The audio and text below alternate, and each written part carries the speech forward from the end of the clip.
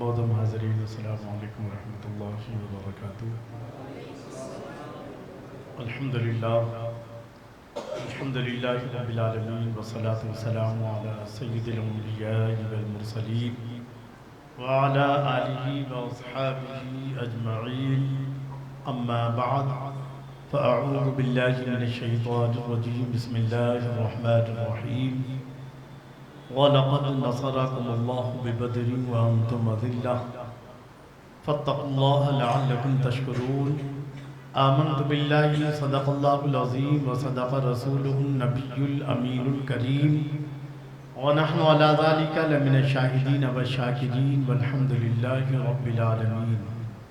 گفتگو سے پہلے ایک بار انتہائی عقیدت و محبت اور ادب و احترام کے ساتھ ہمارے و ساری کائنات کے آقا مولا مدنی تاجدار حضور محمد رسول اللہ صلی اللہ تعالیٰ علیہ وسلم کے گوہر بار میں درود شریف کا تحفہ نچھاور فرما لیں۔ اللہم صلی علی سیدنا و مولانا محمد و بارک وسلم، صلاۃ و سلام علیک یا رسول اللہ یا حبیب اللہ۔ عزیزان گرامی، قابل قدر بزرگ اور دوستو، آج کا دن جو گزرا ہے 17واں روزہ تھا، اور آج کا دن وہ مبارک دن ہے کہ آج سے 1445 سال پہلے غزوہ بدر ہوئی اور مسلمانوں کو اللہ نے بڑی عظیم شان فتح عطا فرمائی اور اسلام کو یہیں سے مضبوطی ملنا شروع ہو گئی۔ تو یہ آج کا دن بڑا مبارک دن ہے۔ میں نے جس آیت کریمہ کی تلاوت کا شرف حاصل کیا ہے، یہ سورہ آل عمران کی 133ویں آیت کریمہ ہے، سورہ آل عمران کی، جس میں رب ارشاد فرماتا ہے وَلَقَدْ نَصَرَكُمُ اللَّهُ بِبَدْرٍ وَأَنْتُمْ أَذِلَّةٌ۔ اللہ فرماتا ہے کہ اللہ نے تمہاری مدد فرمائی بدر میں، اللہ نے تمہاری مدد فرمائی بدر میں، وَأَنْتُمْ أَذِلَّةٌ، جبکہ تم ہر لحاظ سے کمزور تھے۔ نہ مسلمانوں کے پاس زیادہ ساز و سامان تھا، صرف 2 گھوڑے تھے، 313 لوگ تھے اور ٹوٹی پھوٹی تلواریں تھیں۔ جی ادھر سامنے والے 1000 لوگ، اس سے بھی زیادہ، اور مکمل جنگی ساز و سامان کے ساتھ، کھانے پینے کے ساتھ، ہر چیز مکمل تیاری کے ساتھ، اور ادھر جو ہے صرف 313 ہے، اور گھوڑے صرف 2 ہیں، اور چند گنتی کے اونٹ ہیں، اور اس طرح ٹوٹی پھوٹی تلواریں ہیں۔ اللہ ارشاد فرماتا ہے وَأَنْتُمْ أَذِلَّةٌ، کہ تم انتہائی کمزور تھے۔ کیسے؟ اسباب کے لحاظ سے، ایمان کے لحاظ سے نہیں۔ وَلَا تَهِنُوا وَلَا تَحْزَنُوا وَأَنْتُمُ الْأَعْلَوْنَ إِن كُنتُم مُؤْمِنِينَ۔ اللہ فرماتا ہے ایمان والو غم نہ کرو، رنجیدہ مت ہو، تم ہی کامیاب رہو گے بشرطے کہ تم مومن ہو۔ تو یہ وعدہ بدرج عتم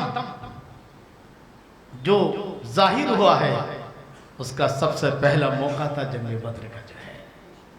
بہرحال تو جنگ بدر وہ عظیم دن ہے ہمارے لیے کہ جس دن اللہ نے مسلمانوں کو، یہ کب ہوئی جنگ بدر؟ بدر کیا ہے اس کو سمجھتے چلے جائیں۔ در حقیقت بدر مدینے سے تقریباً 100 کلومیٹر دوری پر ہے۔ ایک میدان ہے جہاں پہلے میلہ لگتا تھا، وہاں ایک کنواں ہے جس کنویں کا مالک کا نام بدر تھا، اور اسی مناسبت سے وہ میدان بدر مقرر ہوا۔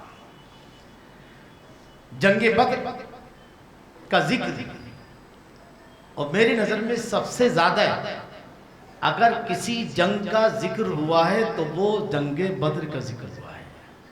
سورہ انفال میں بڑی تفصیل کے ساتھ، انفال کا لفظ ہی جنگ بدر کی طرف اشارہ کرتا ہے، کیونکہ جنگ بدر میں جو مال غنیمت ملا تھا، اس میں حضور صلی اللہ تعالیٰ علیہ وسلم نے 5 لوگوں کو بھی مال غنیمت عطا فرمایا تھا جو جنگ بدر میں شریک نہیں تھے۔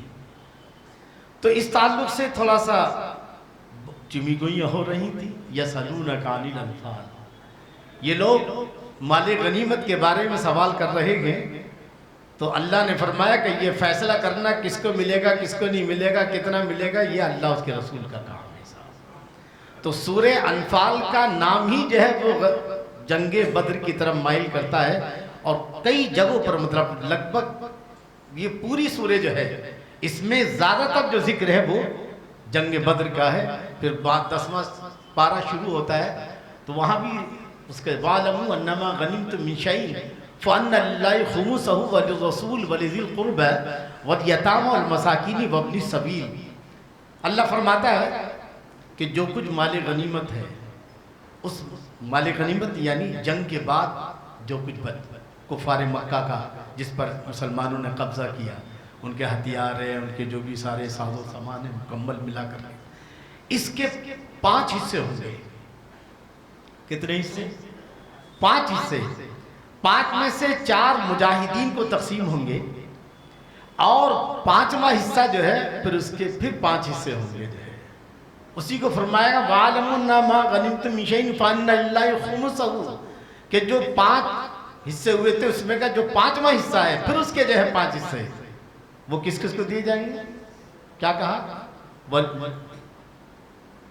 وَعَلَمُوا أَنَّمَا غَنِمْتُم مِّن شَيْءٍ فَأَنَّ لِلَّهِ خُمُسَهُ وَلِلرَّسُولِ وَلِذِي الْقُرْبَىٰ، حضور صلی اللہ تعالیٰ علیہ وسلم ہو جائے گا اس میں، وَلِذِي الْقُرْبَىٰ اور رشتہ داروں کو۔ جی وَعَلَمُوا أَنَّمَا غَنِمْتُم مِّن شَيْءٍ فَأَنَّ لِلَّهِ خُمُسَهُ وَلِلرَّسُولِ وَلِذِي الْقُرْبَىٰ وَالْيَتَامَىٰ، اور تیسرے یتیموں کو، وَالْمَسَاکِین اور غریبوں کو، وَابْنِ السَّبِیلِ اور مسافروں کو۔ یعنی اس 5ویں حصے کے بھی پھر 5 حصے ہوں گے۔ بہرحال میں کر رہا تھا کہ یہ پورے سورہ انفال جو ہے در حقیقت اس میں کس کا ذکر ہے؟ جنگ بدر کا۔ اور بھی کئی سوروں میں، سورہ آل عمران میں بھی اس کا ذکر ہے۔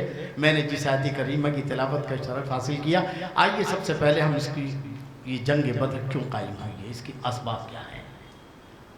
پہلا سبب سماعت فرما لیں کہ جنگ بدر کیوں ہوئی۔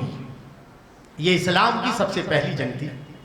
در حقیقت سب لوگ اچھی طرح جانتے ہیں، علماء نے بارہا علماء سے سنا ہوگا کہ کفار مکہ کے مظالم سے تنگ آ کر جب وہ یہاں تک کہ خود حضور صلی اللہ تعالیٰ علیہ وسلم کے قتل کا منصوبہ بنا لیا، کفار مکہ نے منصوبہ نہیں بنایا بلکہ عمل کرنے کے لیے تیار ہو گئے، اور تیار ہی نہیں بلکہ حضور صلی اللہ علیہ وسلم کو قتل کرنے کے لیے آپ کے مکان کا 50 نوجوان 50 تلواریں لیے اس انتظار میں باہر کھڑے ہیں کہ کب محمد گھر سے باہر نکلیں اور ہم ان کا کام تمام کریں۔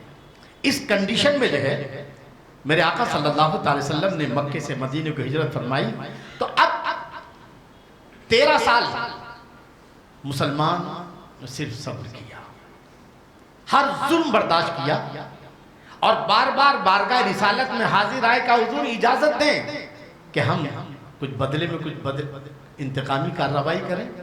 دیکھیے فلاں کبھی آل یاسر کو ستایا جا رہا ہے، اس کو ستایا جا رہا ہے، اس کو ستایا جا رہا ہے، کسی کو پانی میں ڈبکیاں دی جا رہی ہیں، کسی کو جو ہے قتل کیا جا رہا ہے، کسی کو گرم تپتی ریت پر لٹایا جا رہا ہے، کہیں ایسا ہے کہ گرم گرم انگاروں پر لٹایا جا رہا ہے، اور ان کی جسم سے نکلنے والی چربی سے وہ انگارے جو ہے ٹھنڈے ہو رہے ہیں۔ حضور اجازت دیں کہ ہم کچھ بدلے میں بدلے کی کارروائی کریں، مگر میرے آقا صلی اللہ تعالی وسلم ارشاد فرماتے تھے ابھی تمہیں صرف صبر کرنا ہے، اللہ کی طرف سے ابھی انتقامی کارروائی کی اجازت نہیں ملی ہے۔ تو 13 سال تک میرے نبی صلی اللہ تعالی علیہ وسلم برداشت کرتے رہے اور پھر ہجرت کی۔ تو ہونا کیا چاہیے تھا کہ کفار مکہ کو چین سے بیٹھنا چاہیے تھا کہ بھی چلو دشمن چلے گئے، مکہ چھوڑ دیا، لیکن نہیں،